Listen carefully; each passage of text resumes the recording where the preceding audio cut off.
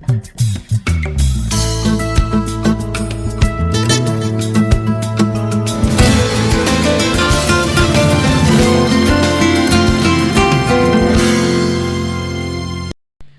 rangka penyusunan Rencana Kerja Pemerintah Daerah atau RKPD Kota Makassar tahun 2024, Pemerintah Kecamatan Panakukang Makassar menyelenggarakan musrembang pada Kamis 9 Februari 2023 di salah satu hotel di Kota Makassar.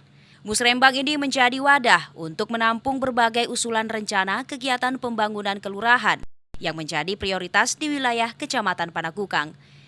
Tujuan pelaksanaannya adalah yang pertama, membahas dan menyepakati usulan rencana kegiatan pembangunan kelurahan yang menjadi kegiatan prioritas pembangunan di wilayah Kecamatan Panakukang. Yang kedua, membahas dan menyepakati kegiatan prioritas pembangunan di wilayah Kecamatan Panakukang yang belum tercakup dalam prioritas kegiatan pembangunan kelurahan.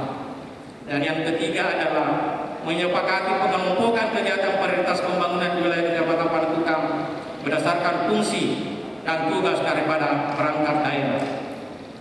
Waktu dan tempat pelaksanaan musrembang atau RKPD Kecamatan Panakukang dilaksanakan pada hari Kamis tanggal 9 Februari 2023 bertempat di Hotel Manswan. Dari unsur pimpinan kecamatan yaitu camat dan ramil dan kapolsek, kemudian unsur pemerintah Kota Makassar, anggota DPRD Kota Makassar dari Dapil 4 Panakukang Manggala, kemudian para SKPD atau PD Kota Makassar, perwakilan kelurahan yang terdiri dari lurah, LPM, tokoh masyarakat, tokoh agama, beserta lembaga kemasyarakatan lainnya. Selanjutnya narasumber itu adalah dari Bapeda Kota Makassar, dari Dinas PU, anggota DPRD Kota Makassar, camat dan perwakilan dari perangkat daerah Kota Makassar. Anggaran pendanaan musrembang itu kecamatan bersumber dari DPA Kecamatan Panakukang.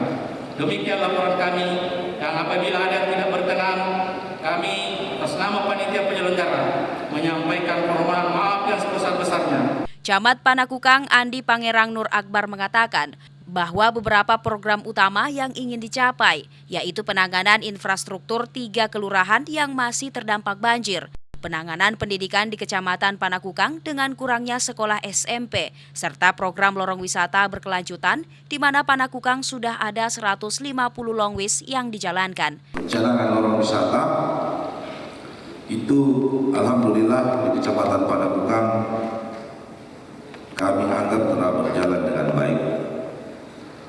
Dan sekedar informasi,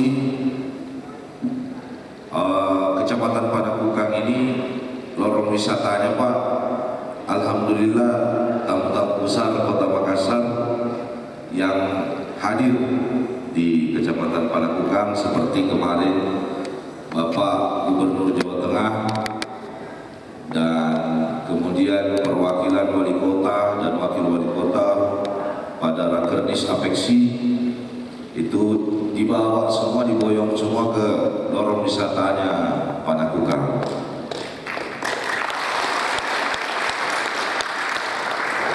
Jadi kebetulan kecamatan ini terbuka aura potensinya mulai dari pinggir sungai Pak. Pinggir sungai itu daerah di kota yang tidak diperhitungkan, bahkan sering dijadikan tempat pembuangan sampah. Tapi di Panakukang, di situ gerbangnya. Maka ya inilah perkembangan-perkembangan yang harus kita jadikan kebanggaan. Kemudian dari sisi pelayanan kami selalu membenah diri, dan terutama di pelayanan kelurahan. Kemarin ada 3 kelurahan yang kita benahi kantornya, kecamatan dan juga PU Kota Makassar. 4 kelurahan telah dibenahi kantor lurahnya, sehingga diharapkan dapat memperbaiki pelayanan-pelayanan kita di kelurahan. Intinya kalau camat itu tidak punya wilayah Pak, yang punya wilayah adalah lurah. Saya selalu bilang ke teman-teman lurah, saya itu hanya punya lurah, yang punya wilayah adalah kelurahan. Maka lurah saya harap lebih memperhatikan warganya, lebih memperhatikan wilayahnya. Kalau lurah jarang turun ke lapangan, pasti warganya juga akan mengeluh. Kita ini tugas kita pelayanan di mana saja dan kapan saja. Sehingga Pak Lurah sebenarnya hak asasi mengeluhnya dicabut, karena dia adalah pelayan yang harus bekerja 24 jam. Saya selaku camat harus membimbing teman-teman lurah dan menjadi contoh bagi lurah. Sisanya ya bagaimana kita koordinasi untuk mempermudah semua urusannya masyarakat. Yang terakhir yang saya ingin sampaikan, kami bersyukur tahun ini disebut namanya tahun infrastruktur. Kenapa? Kami ini adalah salah satu kecamatan pusatnya perekonomian di Kota Makassar. Kami klaim bahwa kami adalah pusatnya. Kenapa saya bisa klaim? Karena pajak atau PAD terbesar Kota Makassar sumbernya adalah di Kecamatan Panakukang. Kami alhamdulillah bertahan di plus 7% setelah pasca pandemi Covid, yang mana minus 11% untuk pemasukan PAD Kota Makassar. Dan tahun ini pasti kita akan tingkatkan lagi, karena ya Pak RW, Pak RT kalau 2 triliun Kota Makassar naik insentif kan? Ya. Jadi mari kita tingkatkan pendapatan kita dan mohon bantuan dari seluruh SKPD untuk bagaimana masalah-masalah di Kecamatan Panakukang ini sama-sama kita benahi. Ada banyak masalah, memang semakin berkembangnya kota, seiring juga pasti masalahnya Kota Makassar. Sehingga kecamatan ini menjadi kecamatan yang utama menjalankan fungsi roda perekonomian. Mudah-mudahan kita bisa backup bersama. Saya kira itu barangkali yang saya bisa sampaikan. Mohon maaf apabila ada kesalahan yang saya sampaikan, dan saya akhiri wabillahi taufiq wal hidayah. Assalamualaikum warahmatullahi wabarakatuh. Saat itu kejadiannya berawal dari kebakaran di Leping. Masih ingat Ki, kebakaran di Jogaya? Kebakaran tersebut akhirnya mengumpulkan kami seluruh pelaku NGO, aktivis kemanusiaan dalam satu forum. Dalamnya antara lain ada Basnas, ada Novel Duafa, ada Rumah Zakat, dan lain sebagainya. Dari situ akhirnya kita bilang, jangan sampai bencana lagi baru mengumpul Ki. Jadi kita banyak melakukan hal-hal di luar bencana. Contohnya pendampingan pasien. Pendampingan pasien ini kadang susah-susah gampang Bapak Ibu sekalian. Ada pasien kita dapatkan, ternyata tidak ada ambulans. Dalam grup itu ada yang punya ambulans, jadi dikasihkan ke ambulans.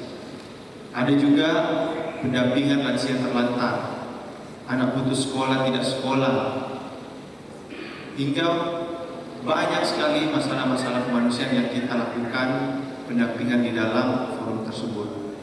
Sehingga ini juga nanti yang akan menjadi latar belakang kenapa saya berdiri di sini mengajak Bapak Ibu sekalian untuk menjadi relawan kemanusiaan, karena pembangunan sebuah kota itu tidak bisa kalau pembangunan fisik saja. Tadi Pak Camat bilang ini adalah tahun pembangunan fisik, tapi jangan sampai kita lupa bahwa ada satu juga yang perlu kita bangun, yaitu pembangunan infrastruktur sosial. Pembangunan infrastruktur sosial ini nanti yang akan membedakan kita dengan negara-negara maju yang mungkin kelupaan. Saya pernah kunjungan kerja sama Bapak dan SKPD ke Amerika. Di Amerika itu ternyata tidak seindah di film Bapak Ibu sekalian. Gedung menjulang tinggi, semua serba canggih, tapi apa? Homelessnya banyak. Tuna wismanya banyak, kencing, di jalanan. Tentunya itu kita tidak temukan di sini. Kenapa? Karena infrastruktur sosial kita bagus, gitu. Saya selalu bilang bahwa Makassar ini tidak kurang orang baiknya. Banyak relawan-relawan. Saya kemarin menginisiasi namanya gerakan Mas Sekolah, Makassar Siap Sekolah, Bapak Ibu sekalian. Saya keliling ke kepala sekolah untuk mempromosikannya. Dan alhamdulillah gerakan Mas Sekolah itu sampai saat ini sudah mengembalikan 217 anak untuk kembali ke sekolah. Bayangkan 217 Bapak Ibu sekalian. Kita saja mungkin di ruangan ini tidak sampai 100. Tidak sampai 100. Ini 217 anak kita kasih kembali ke sekolah. Bayangkan kalau 217 anak tersebut di kemudian hari menjadi guru, dokter, camat dan lain sebagainya. Siapa yang mendapatkan manfaatnya? Tentu kita saja. Makanya saya selalu bilang sama relawan-relawanku, ikhlas membantu karena Tuhan tidak pernah tidur. Staf Ahli Pemerintahan Hukum dan HAM Pemerintah Kota Makassar, Andi Irwan Bangsawan yang membuka kegiatan mengatakan bahwa selain pengusulan pembangunan fisik, namun penanganan non-fisik juga sangat perlu dipikirkan, seperti pemberdayaan dan pengembangan sumber daya manusia, termasuk penanganan program Jagai Anakta. Bagaimana program-program tahun 2023 ini bisa berjalan dengan baik. Hal ini menandakan bahwa proses perencanaan itu adalah berkelanjutan. Perencanaan itu dimulai dari RT RW. Musrembang itu dimulai dari musrembang kelurahan. Musrembang itu berlanjut menjadi musrembang kecamatan. Dan musrembang nantinya akan berlanjut menjadi musrembang kota. Lanjut lagi menjadi musrembang provinsi. Lanjut lagi menjadi musrembang nasional. Jadi ini namanya perencanaan berjenjang dan terstruktur dengan baik, dan diharapkan tentunya bisa berjalan dan menerima masukan masyarakat tentang karakteristik Kecamatan Panakukang. Ya, setiap kecamatan di Kota Makassar ada 15, karakternya berbeda, problemnya berbeda, permasalahannya berbeda. Jadi untuk menyelesaikannya juga harus berbeda. Oleh sebab itu, teman-teman SKPD diundang di sini tentunya untuk bagaimana bersama-sama menerima usulan daripada teman-teman di kecamatan, yang dimana adalah tentunya pihak kecamatan sudah merangkum juga usulan-usulan dari lurah. Bapak Ibu sekalian yang saya hormati, pemerintah Kota Makassar atau Bapak Wali Kota dan Bapak Ibu Wakil Wali Kota mempunyai visi, yaitu percepatan mewujudkan Kota Makassar sebagai kota dunia yang sombere dan smart city dengan imunitas yang kuat untuk semua. Saya katakan demikian, itu adalah keberlanjutan dari visi beliau ketika periode pertama. Visi beliau pertama adalah mewujudkan Kota Makassar sebagai kota dunia yang nyaman untuk semua. Sehingga teman-teman yang di kelurahan, teman-teman di kecamatan ini harus bisa memahami visi tersebut. Kalau kita tidak bisa memahami, tidak bisa mengerti, yakin dan percaya, visi tersebut tidak akan tercapai. Ya, tentunya ada kata-kata sombere dan smart city. Ya. Sombere tentunya hak kita, karakter Makassar, Bugis Makassar, karakter kita, kemudian smart city adalah kota cerdas. Semua berbasis IT. Ya. Pada kesempatan ini tentunya kami berbahagia juga bahwa ada beberapa program-program yang tadi saya sempat berdiskusi dengan Pak Camat. Persoalan di sini mengenai sekolah yang ada dari distrik barangkali di sini, yang ternyata Kecamatan Panakukang SMP-nya hanya satu, Pak ya, ada 23. Jadi artinya jumlah skala sekolah dasar itu tidak sebanding dengan jumlah SMP negeri, sehingga tentunya banyak adik-adik kita, anak kita masuk ke SMP swasta. Adik-adik sekalian, mohon maaf, bapak sekalian, ibu sekalian, barangkali bisa dibahas untuk pengembangan kembali ke depannya. Ya, karena Bapak Wali Kota akan membuat atau membangun sekolah terintegrasi. Ya, sekolah terintegrasi itu sudah ada PAUD di situ, ada SD di situ, ada SMP di situ. Nah, ini yang kita lakukan. Pendidikan programnya demikian, sekolah terintegrasi.